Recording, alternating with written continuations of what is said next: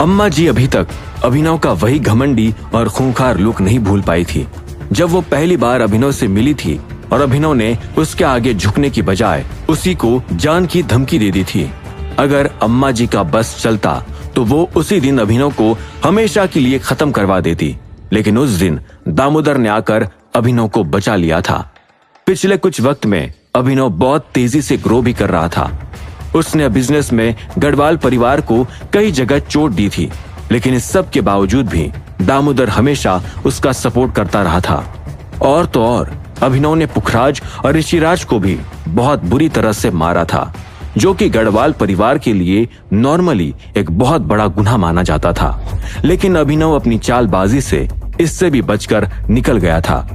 अम्मा जी को इस तरह की चुनौती की आदत नहीं थी। पूरी जिंदगी में किसी ने भी उनके सामने इस तरह आंख में आंख मिलाकर उन्हें टक्कर देने की कोशिश नहीं की थी। और अभिनव का यही एटीट्यूड उसके दिल में खंजर की तरह चुभ रहा था। वो फाइनली कपूर परिवार के साथ मिलकर अपने प्लान की सक्सेस को विटनेस करने के लिए बैठी हुई थी। आखिरकार अम्मा जी ओझा परिवार के उस लड़के को गढ़वाल परिवार की गद्दी पर बैठाकर दामोदर को भी अपने रास्ते से हटाना चाहती थी, ताकि वो पूरे गढ़वाल परिवार पर अकेले राज कर सके। अम्मा जी को सीरियस बैठे हुए देखकर ऋषिराज ने हंसते हुए कहा, अम्मा जी, अब तो गढ़वाल परिवार की गद्दी आपके हाथ में आ ही गई, फिर इतना सीरियस एक्सप्रेशन चेहरे पर क्यों है? अम्मा जी ने घूरकर ऋषिराज को देखा, जिसकी वजह से वो तुरंत चुप हो गया। तभी पुखराज बोला, अम्मा जी, ये मेरी तरफ से आपके लिए गिफ्ट है। जो कोई भी आपसे आंख मिलाकर टकराने की कोशिश करेगा, मैं उसे इस तरह रास्ते से हटा दूंगा। पुखराज ये सब कहकर अम्मा जी के दिमाग में ये बात डालना चाहता था कि ये सारा प्लान उसी का था। और अधिराज, जो हर वक्त अपनी फाइटिंग स्किल्स इंप्रूव करने में बिजी रहता था, वो दिमाग के मामले में कितना कच्चा और कमजोर था। अम्मा जी ये सब साफ साफ देख सकती थी। अम्मा जी के चेहरे पर एक मुस्कुराहट आ गई और वह पुखराज के कंधे पर थपथपाते हुए बोली, तुम मुझे क्या गिफ्ट दोगे बच्चे? तुम्हारी जो ये जिंदगी है, मेरी तरफ से दिया गया तुम्हारे लिए गिफ्ट है। ये सुनते ही पुखराज के चेहरे की मुस्कुराहट उड़ गई और उसके पूरे शरीर में एक कपकपी दौड़ गई। लेकिन अगले ही पल अम्मा जी मुस्कुराते हुए बोली, लेकिन इस बार तुमने वाकई में मुझे बहुत अच्छा गिफ्ट दिया है, मैं तुमसे बहुत खुश हूँ। अम्मा जी से तारीफ सुनने के बाद आखिरकार पुखराज ने सुकून की सांस ली और वह फिर से मुस्कुराकर स्क्रीन की तरफ देखने लगा। तभी एक भारी भरकम हाथ सोफे की कुर्सी के पीछे से किसी एनाकोंडा की तरह उसके गले के चारों तरफ लिपट गया और उसके कान में एक गुर्राती हुई आवाज आई, मैं भी तुमसे बहुत खुश हूँ। पुखराज के लिए वह आवाज बहुत जानी पहचानी थी। वह आवाज सुनते ही उसके दिल के अंदर एक खौफ जाग उठा और उसके पूरे शरीर के रोंगटे खड़े हो गए। पुखराज का पूरा शरीर मानो अपनी जगह पर जम सा गया था और उसने धीरे धीरे किसी रोबोट की तरह अपनी गर्दन घुमाई। उसके पीछे और कोई नहीं, अधिराज खड़ा था, जिसके चेहरे पर एक बहुत ही बड़ी मुस्कुराहट थी। जैसे पुखराज ने सिर घुमाया, अधिराज ने उसके गाल पर जोर की पप्पी दी और बोला, हमारी गढ़वाल फैमिली में कई सारे उत्तराधिकारी हैं, लेकिन मुझे डर सिर्फ तुमसे लगता है पुखराज। दिल तो करता है अभी तुम्हारी गर्दन यही मरोड़ दूं। अभी उसके बोल खत्म भी नहीं हुए थे कि अम्मा जी ने एक कड़क आवाज में कहा, अधिराज, गढ़वाल परिवार के कानून को मत भूलो। एक उत्तराधिकारी दूसरे उत्तराधिकारी को किसी भी तरह चोट नहीं पहुंचा सकता, नहीं तो। लेकिन अधिराज ने बीच में ही बात काटते हुए जोर से हंसकर कहा, अरे मैं आखिर अपने भाई को चोट क्यों पहुंचाऊंगा अम्मा जी। आप भी हद करती हो। मेरे प्यारे भाई ने तो इतनी मेहनत करके मेरे लिए गद्दी सजा कर मुझे सौंप दी है। ऐसे प्यार करने वाले भाई को चोट पहुंचाने की तो मैं सोच भी नहीं सकता, है ना पुखराज? पुखराज ने घबराहट के मारे कांपते हुए कहा, हाँ, एक बार नकली अभिनव गद्दी पर बैठ जाए, फिर उसे मारकर तुम आसानी से गद्दी पर बैठ सकते हो। अधिराज ने पुखराज का गला छोड़ते हुए मुस्कुराकर कहा, बड़ा भोला है मेरा छोटा भाई। ऐसे लगता है कि मैं बस इसी का इंतजार कर रहा हूं कि नकली अभिनव गद्दी पर बैठे। शायद पुखराज को लगता है कि मैं असली अभिनव को नहीं मार सकता। यही मतलब है ना तुम्हारा? अधिराज के मुंह से ये बात निकलते ही पूरे कमरे का माहौल टेंशन से भर गया। ऋषिराज के तो प्राण सूख गए थे। वो अपने आप से बुदबुदाया, कितनी बार कहा है पुखराज को, जो भी करना है चुपचाप करो, वरना अधिराज किसी दिन मार ही डालेगा। लेकिन ये सुनता ही नहीं। किसी दिन इसके चक्कर में मैं भी कोलैटरल डैमेज की तरह मारा जाऊंगा। पुखराज तो बिल्कुल स्पीचलेस हो चुका था, लेकिन तभी अचानक अधिराज जोर से हंसते हुए पास के कुर्सी पर बैठ गया और बोला, तुम लोग तो मेरा मजाक भी नहीं समझते, हर वक्त सीरियस हो जाते हो। चलो मैं भी जरा देखूं तुम्हारे प्लान की खासियत क्या है। आखिरकार सभी ने राहत की सांस ली। अम्मा जी का भी दिल जोरों से धड़कने के बाद अब शांत हुआ और वो दोबारा स्क्रीन की तरफ देखने लगी। दूसरी तरफ बैंकेट हॉल के अंदर एंकर ने कई सारी सेरेमनीज निपटाते हुए फाइनली दूल्हा दुल्हन दोनों के पेरेंट्स को स्टेज पर बुलाया। अभिनव की तरफ से दामोदर और भारती स्टेज पर गए और अनन्या की तरफ से राजीव और शर्मिला ने जिद करके हरदेव पाल और विक्रम को स्टेज पर भेज दिया। एंकर ने जोश के साथ कहा, सबसे पहले मैं आप सभी लोगों को इस शादी का हिस्सा बनने और दूल्हा दुल्हन को आशीर्वाद देने के लिए थैंक यू कहना चाहता हूँ। अब दूल्हा दुल्हन एक दूसरे को वरमाला पहनाएंगे। पास बैठे पंडित जी ने मजाक में कहा, अरे बेटा ये लाइन तो हमारे लिए छोड़ दे, तब से बोले ही जा रहा है। ये सुनकर सभी लोग जोर से ठहाका मारकर हंस पड़े, लेकिन एंकर इन सब चीजों से अच्छी तरह वाकिफ था। उसने तुरंत कहा, पंडित जी आपके आशीर्वाद से तो ये शादी 7 जन्म तक चलने वाली, मुझे कम से कम इस जन्म में एक लाइन तो बोल लेने दीजिए। यह सुनकर सब लोग खुश होकर तालियां बजाने लगे। एंकर ने अभिनव और अनन्या दोनों के हाथों में वरमाला थमाई और वे दोनों जैसे ही एक दूसरे की तरफ बढ़ने लगे, तभी गेट के बाहर लगी 10 तोपों ने एक के बाद एक लगातार हवा में गोले दागे। अभिनव अनन्या के गले में वरमाला डालने वाला था कि तभी एक जोरदार आवाज गूंजी, मैं इस शादी के खिलाफ हूं। उस एक सेंटेंस ने पूरी की पूरी ऑडियंस को हिलाकर रख दिया।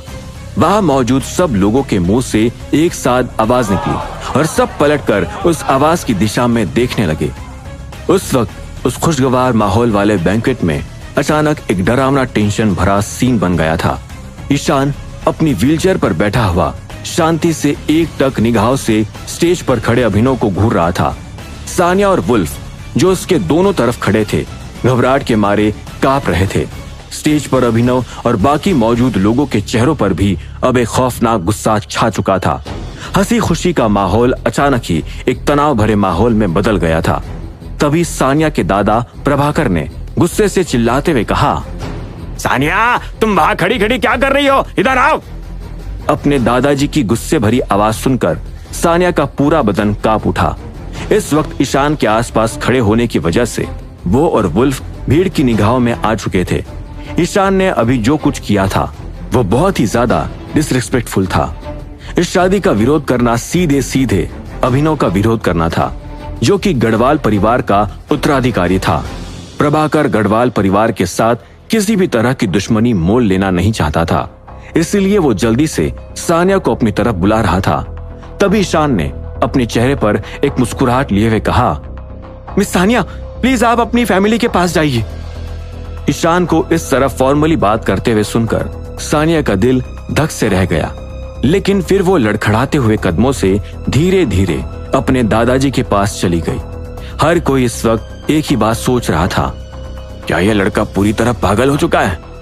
तभी कपूर फैमिली के हेड आगे बढ़ते हुए ईशान की तरफ गुस्से से इशारा करते हुए कहा, ईशान क्या बकवास कर रहे हो तुम? तुम्हें अपने परिवार और अपने बड़ों की इज्जत करना तो नहीं आता, और अब तुम दूसरों के मामलों में भी टांग अड़ाने लगे हो। क्या तुम्हें अपनी जान प्यारी नहीं? ईशान ने बेपरवाही से कहा, मैं तुम्हारी कपूर फैमिली को पहले ही छोड़ चुका हूँ, तुमसे इसका कोई लेना देना नहीं। कपूर फैमिली का जिक्र सुनते ही सभी लोगों का ध्यान ईशान के चेहरे पर चला गया और वे आपस में बड़बड़ाने लगे, क्या ये वही कपूर परिवार का लड़का है जिसने अपने बाप को किसी जानवर की तरह काट डाला था? इंटरनेशनल सेलिब्रिटीज और बिजनेसमैन को ईशान के बारे में पता नहीं था, लेकिन कनाडा के सभी लोकल लोगों को ईशान की कहानी के बारे में पता था। ठीक उसी वक्त स्टेज के ऊपर खड़े अनन्या और हंसराज ने एक साथ चिल्लाकर कहा, ईशान! अनन्या के चेहरे पर इस वक्त गुस्सा छाया हुआ था। उसे उम्मीद नहीं थी कि ईशान को सब कुछ समझाने के बावजूद भी वो शादी के वक्त इस तरह की हरकत करेगा। आज का दिन अनन्या के लिए उसकी जिंदगी का सबसे इम्पोर्टेंट दिन था और वो सब कुछ परफेक्टली करना चाहती थी ताकि ये यादें हमेशा उसके दिल में बसी रहे। लेकिन ईशान ने एक सेंटेंस बोलकर ही उसके परफेक्ट वेडिंग के सपने को चूर चूर कर दिया था। हंसराज का बूढ़ा शरीर भी ऐसे कांप रहा था मानो उसे किसी सांप ने डसा हो। वो अपने आप से बोला, आखिर ये कर क्या रहा है और ये सब करने का मतलब क्या है? वो भी वरमाला के वक्त। ये तो सीधे अपनी मौत को दावत देना है और यहाँ दामोदर सर भी मौजूद है। उनके आगे तो मैं भी कुछ नहीं कर पाऊंगा। ईशान ने अपने शरीर की बची कुची सी ताकत इकट्ठा की और पेट के घाव के दर्द को इग्नोर करते हुए किसी तरह अपने पैरों पर खड़े होते हुए कहा, चाहे मुझे अपनी जान ही क्यों ना देनी पड़े, फिर भी मैं यही कहूंगा, मैं इस शादी के खिलाफ हूँ। यह शादी नहीं हो सकती। वहां मौजूद क्राउड में तो बिल्कुल सन्नाटा फैल गया था। उनमें से किसी ने उम्मीद तक नहीं की थी कि गढ़वाल परिवार, जो पूरे दुनिया की दौलत और ताकत हासिल कर चुका था, उनके किसी इवेंट में कोई ऐसा बोलने की हिम्मत रख पाएगा। सभी लोग जो अब तक ईशान को ही देख रहे थे, अचानक स्टेज की तरफ देखने लगे, क्योंकि यह हरकत इनडायरेक्टली अभिनव और दामोदर के मुंह पर एक करारा थप्पड़ थी। लोग अब ये जानना चाहते थे कि वे दोनों किस तरह रिएक्ट करेंगे। फाइनली दामोदर के चेहरे पर एक गुस्से भरी मुस्कुराहट थी और वो बोला, ईशान, मैं तुम्हें अच्छी तरह जानता हूँ, पर जो कुछ भी तुम कर रहे हो, उम्मीद है कि तुम उसके नतीजे अच्छे से जानते हो। दामोदर की आवाज को सुनकर सारे क्राउड में एक सीरियसनेस फैल गई। ऐसा लग रहा था जैसे दामोदर किसी भी वक्त ईशान को मार सकता था। अगले ही पल दामोदर ने अभिनव की तरफ देखा और कहा, क्या यही है वो तुम्हारा दोस्त जिसे तुम अपना भाई बताते थे? अभिनव के चेहरे पर भी उस वक्त ऐसा गुस्सा था मानो वो ईशान को जिंदा चबा जाएगा। वो बहुत लंबे समय से इंतजार कर रहा था। उसने अपनी ओझा फैमिली को भी कुर्बान कर दिया था केवल गढ़वाल परिवार के असली उत्तराधिकारी की जगह पाने के लिए। लेकिन अब जब जीत उसके कदमों के पास ही खड़ी थी, ईशान ने यह हंगामा खड़ा करके उसके पैरों तले जमीन ही खींच ली थी। नकली अभिनव ने दांत पीसते हुए गुस्से में कहा, अंकल, अब ये मेरा भाई नहीं है, मार डालो इसे।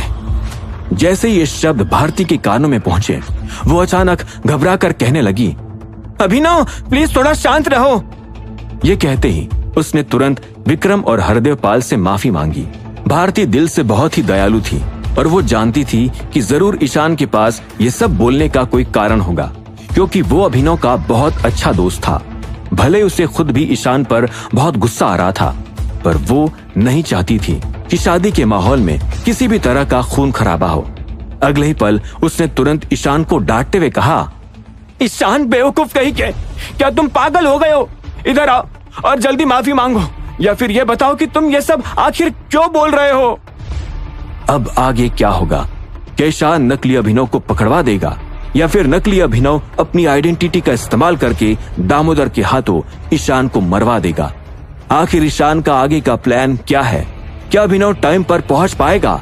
जानने के लिए सुनते रहिए आगे। भारती ने ईशान के लिए जिंदा रहने का एक रास्ता खोल दिया था। अगर वो माफी मांग लेता या फिर झूठ मूठ में कोई बहाना बना देता तो शादी पहले की तरह ही जारी रह सकती थी और फिर सब कुछ ठीक हो जाता। सानिया खुद से बोली, ईशान की किस्मत अच्छी है कि भारती आंटी नरम दिल की इंसान है और उसको दोबारा एक मौका मिल गया है। बस उससे अब माफी मांगनी होगी। हालांकि अगले ही पल ईशान आंखों में एक डिटर्मिनेशन लिए बोल पड़ा, कोई कारण नहीं है, बस मुझे यह शादी मंजूर नहीं। उसकी आवाज में एक घमंडी टोन थी जिसे सुनकर हर कोई हैरान रह गया। कुछ लोग बड़बड़ाने लगे, आखिर अपने बाप के हथियारे से और क्या ही उम्मीद की जा सकती है। तभी दामोदर हंसते हुए आसमान की ओर देखकर बोला,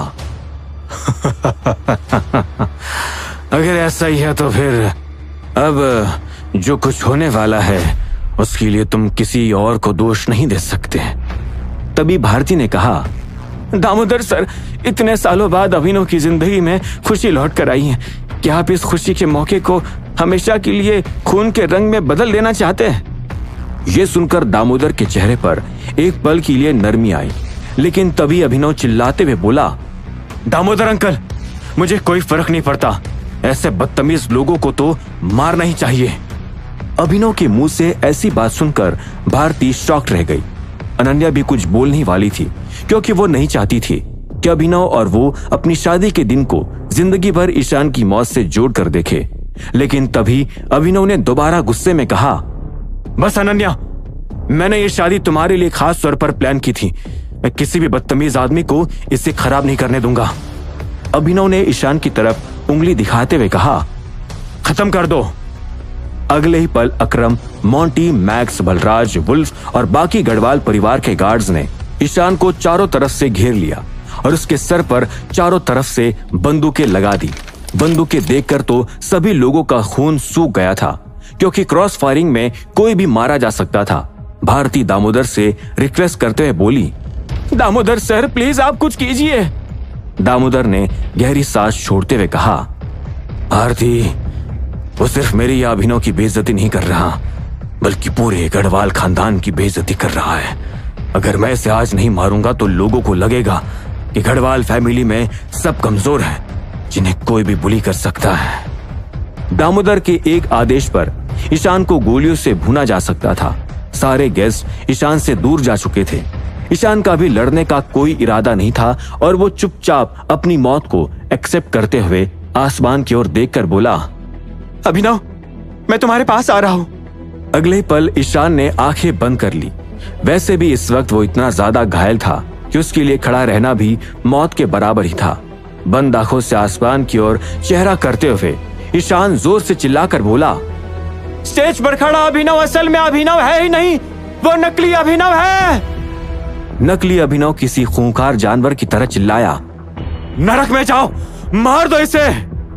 कुछ लोग तो आंखें ही बंद कर चुके थे, क्योंकि वे खून खराबा नहीं देख सकते थे। अनन्या ने जोर से चीख मारते हुए खुद को विक्रम की बाहों में छुपा लिया। हंसराज, सानिया, अनामिका और कबीर मजबूरी भरी नजरों से चुपचाप देखते रहे। जैसे अकरम, वुल्फ और बाकी के लोग ईशान को गोलियों से भूनने ही वाले थे, तभी आसमान में एक जोरदार गड़गड़ाहट होने लगी। वहां मौजूद लोगों को ऐसा लगने लगा मानो उनके कान के पर्दे फट जाएंगे। अचानक ही आसमान से एक काली परछाई हवा से नीचे उतरने लगी।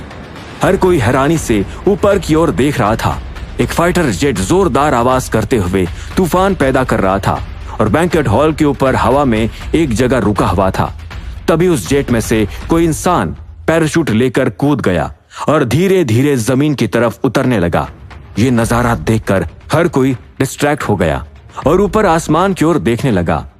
जो लोग ईशान को गोली मारने वाले थे, उनके हाथ अपनी अपनी जगह पर जमे रह गए। अचानक ही इस हाई प्रोफाइल शादी में एक के बाद एक ऐसे कारनामे होने लगे कि कई लोगों को लग रहा था मानो ये किसी फिल्म का सीन था। सभी लोगों के दिमाग में बस यही सवाल था कि वो पैराशूट वाला या प्राइवेट फाइटर जेट से ट्रैवल करने वाला इंसान आखिर कौन होगा। धीरे धीरे पैराशूट नीचे आया और पैराशूट वाले आदमी का चेहरा थोड़ा साफ दिखने लगा। ईशान ने मौत को एक्सेप्ट कर लिया था, लेकिन फिर भी उसने एक नजर ऊपर उठाकर देखा। स्टेज के ऊपर खड़ा नकली अभिनव, जो कि ईशान को जान से मार डालने के लिए पागल हो चुका था, पैराशूट को देखकर और भी ज्यादा बावला हो गया। उसके दिल में एक अजीब तरह का डर उभरने लगा, जिसकी वजह से उसका दिल जोरों से धड़कने लगा। नकली अभिनव अपने आप से बोला, इम्पॉसिबल, आखिर यह सब चल क्या रहा है? शादी के इतने करीब आकर ये सारी चीजें क्यों होने लगी है? पहले ये बदतमीज ईशान और अब ये पैराशूट वाला आदमी कहां से आ गया? इससे पहले कि नकली अभिनव अपने मन में ये ख्याल पूरा कर पाता, तभी ईशान रोते हुए बोला, मैं जानता था कि तुम मरे नहीं हो मेरे भाई। मैं तुम्हारा इंतजार कर रहा था। फाइनली तुम आ गए हो। चिंता मत करो, मैंने तुम्हारी अनन्या की शादी इस बहरूपे से नहीं होने दी। मैं बस इंतजार कर रहा था कि तुम कब आओगे और अनन्या से शादी करोगे। ये कहते हुए ईशान पागलों की तरह हंसने लगा। उसकी आवाज पूरे बैंकेट हॉल में गूंज रही थी। ईशान की बात सुनकर हर कोई हैरान था, जैसे उन लोगों को मानो कोई बिजली का झटका लग गया हो।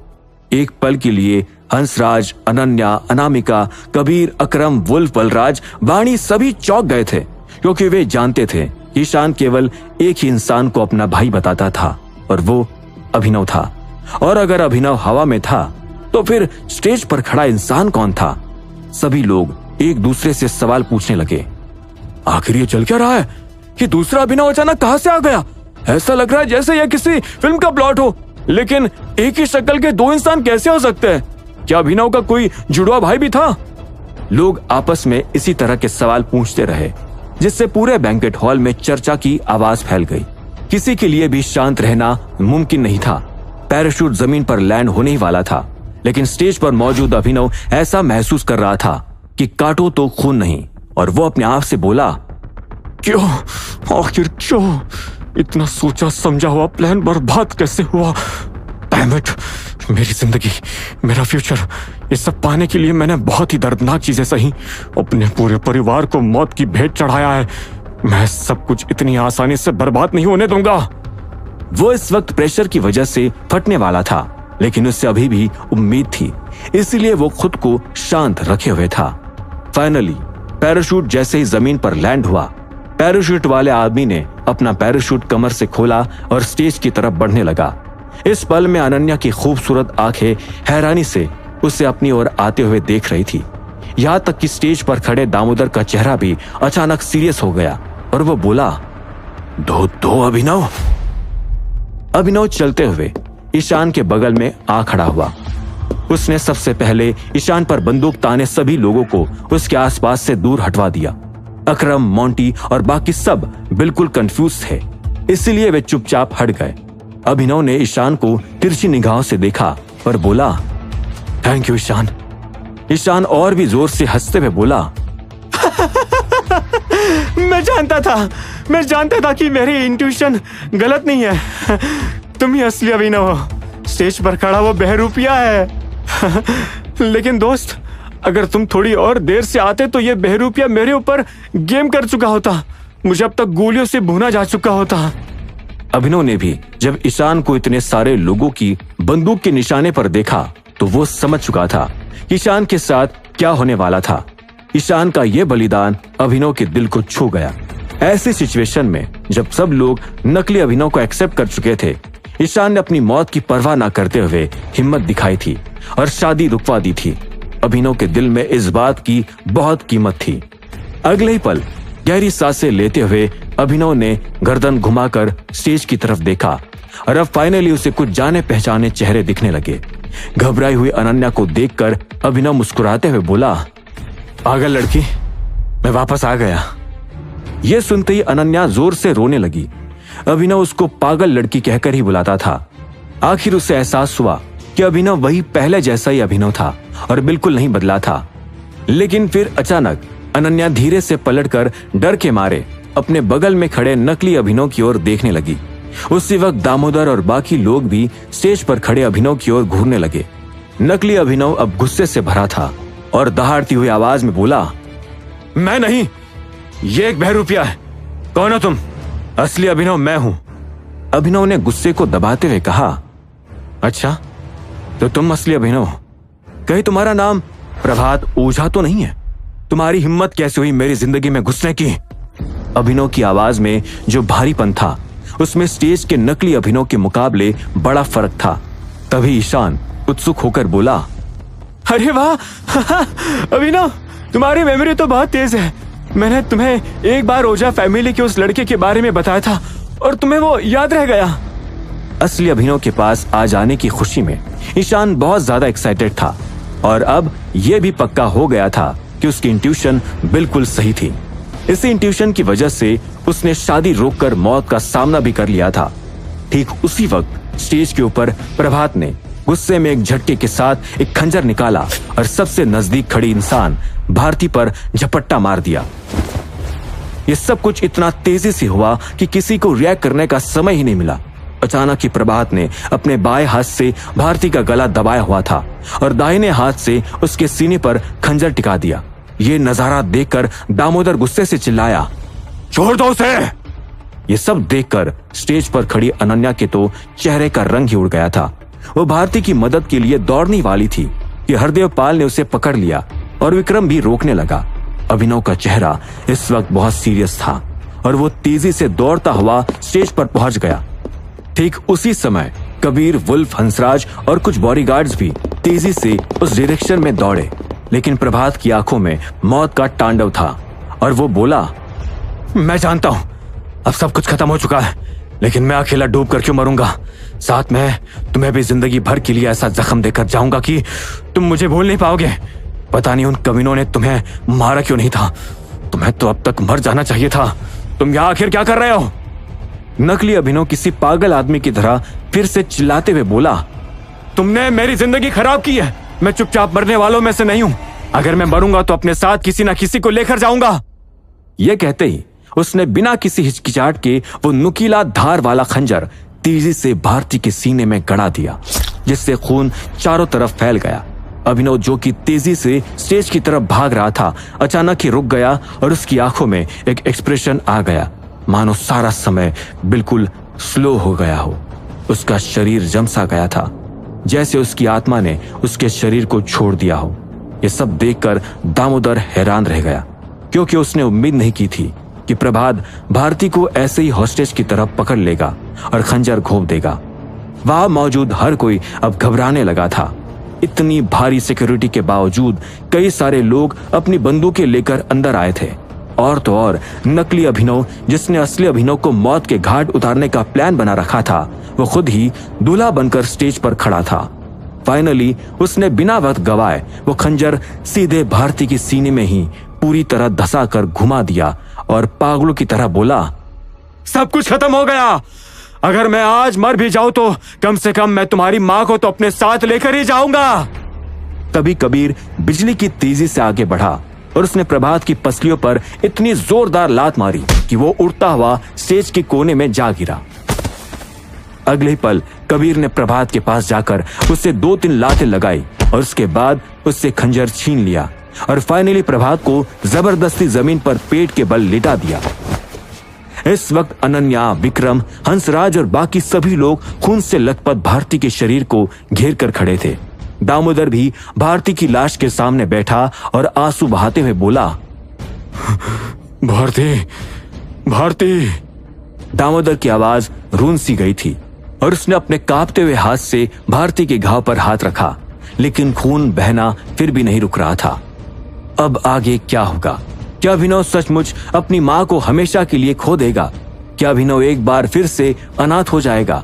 क्या प्रभात अम्मा जी और पुखराज के इन सब में शामिल होने की बात का खुलासा कर देगा, या फिर अभिनव गुस्से में आकर प्रभात को जान से मार डालेगा? जानने के लिए सुनते रहिए आगे।